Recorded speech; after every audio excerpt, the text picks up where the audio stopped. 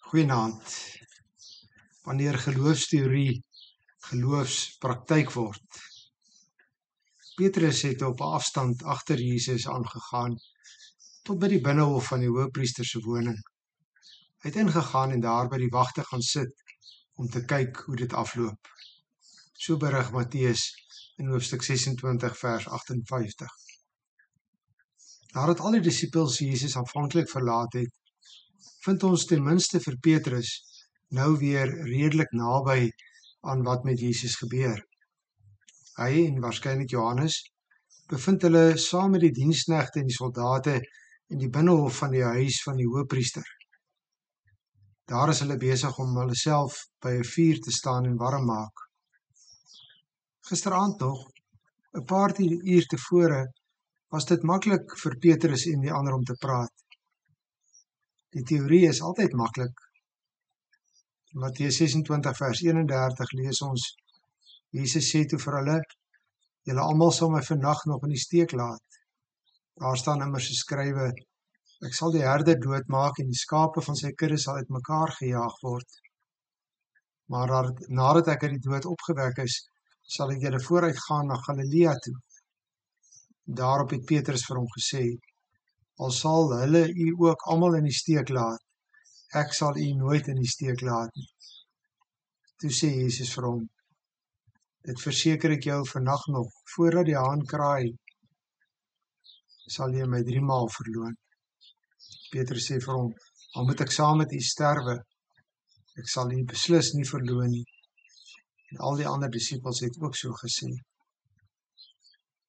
Petrus is naby die Here, en tog ver genoeg, naby genoeg, is immer sy leermeester wat gevange geneem word, sy vriend.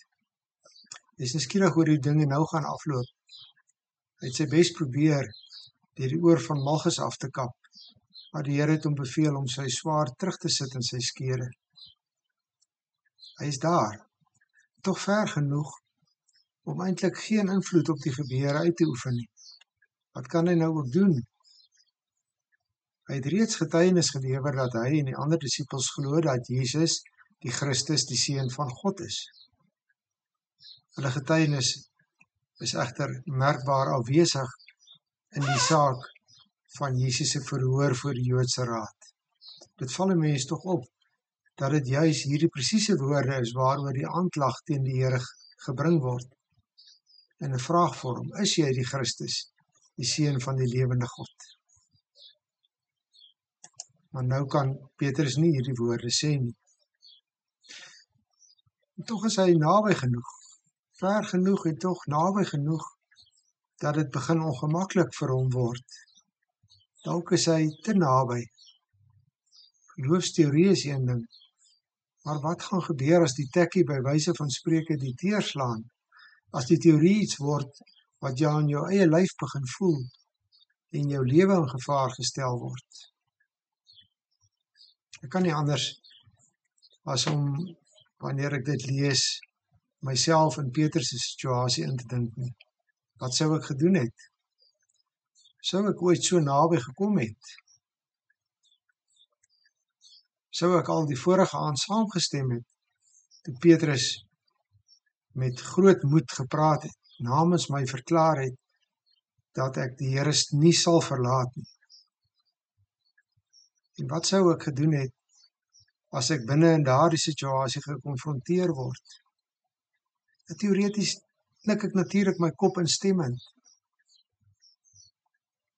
Dit is tog so, die Here het self gesê, Matteus 10 vers 32, elkeen wat hom voor die mense openlik vir my uitspreek, vir hom sal ek my ook openlik uitspreek voor my Vader wat in die hemel is.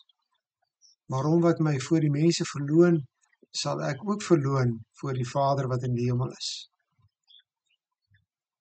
Teoreties bely ek dat Jesus die Verlosser is, die Christus, die Seun van God. En in my binnekamer is dit maklik, en in eredienste is dit vanselfsprekend. Op 'n veilige afstand is dit maklik, solank dit nie my posisie in gevaar bring nie. Ek is daar, naby genoeg om met Christus geassosieer te word. Naby genoeg om op 'n sensusvorm in te vul dat ek 'n Christen is. Naby genoeg om vir mede-Christene te sê ek is 'n Christen.